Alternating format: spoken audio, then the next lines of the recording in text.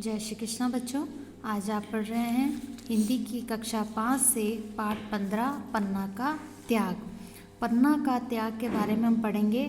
आपको इस पाठ में पता चलेगा कि पन्ना कौन है और उन्होंने क्या त्याग किया है। पन्ना ने क्या त्याग किया और पन्ना कौन थी।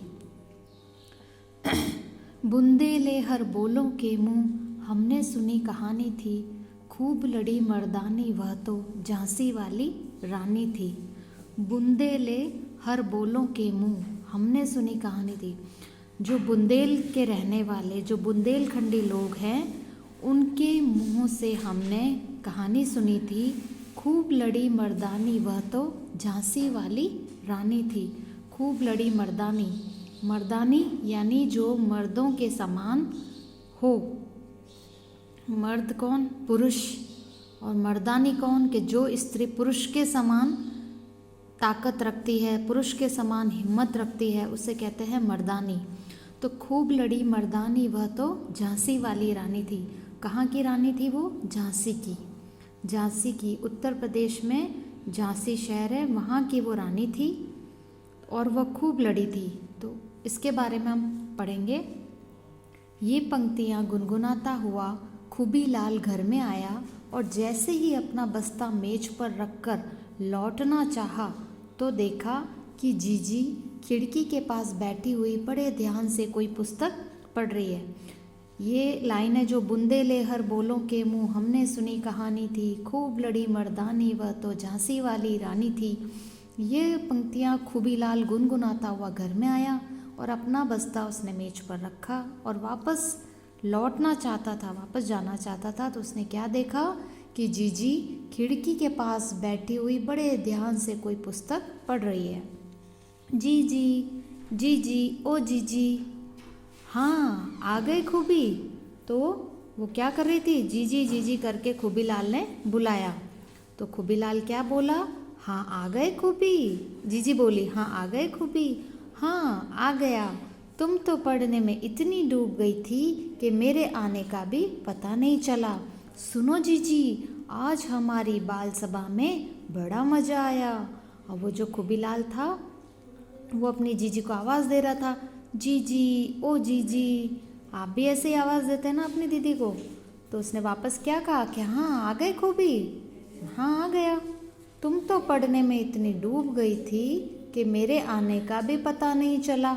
इतनी पढ़ने में तुम डूब गई थी कि मेरे आने का भी तुमको पता नहीं चला। सुनो जीजी, आज हमारी बाल सभा में बड़ा मज़ा आया।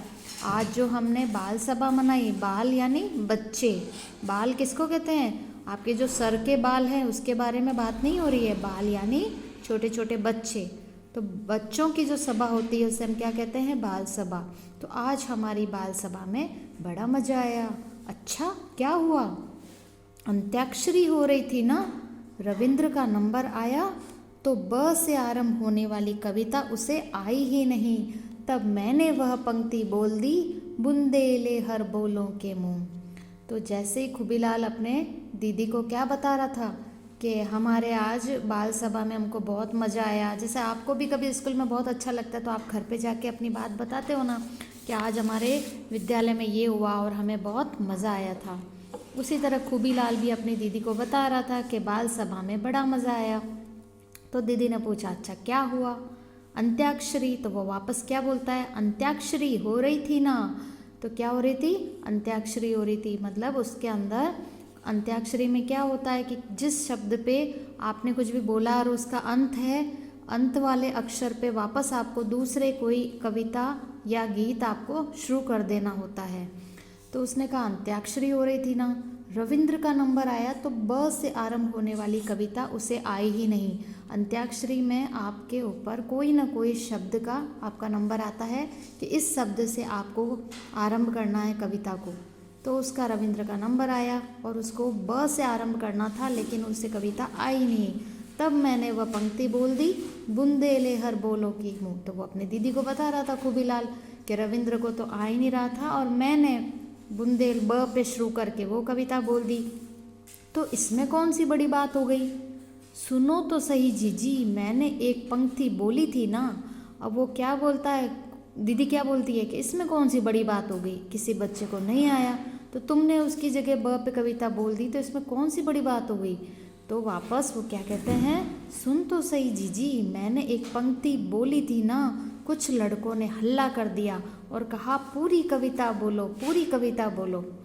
तो वो जीजी को क्या कह रहा है कि जैसे मैंने एक पंक्ति बोली, यानी एक लाइन ही मैंने बोली थी और कुछ लड़कों ने हल्ला कर दिया, और हल्ला करके क्या कहा, पूरी कविता बोलो, पूरी कविता बोलो। और मैंने खूब जोरदार स्वर में सुना दी, इतनी तालियां बजी जीजी कि कुछ पूछो ही मत।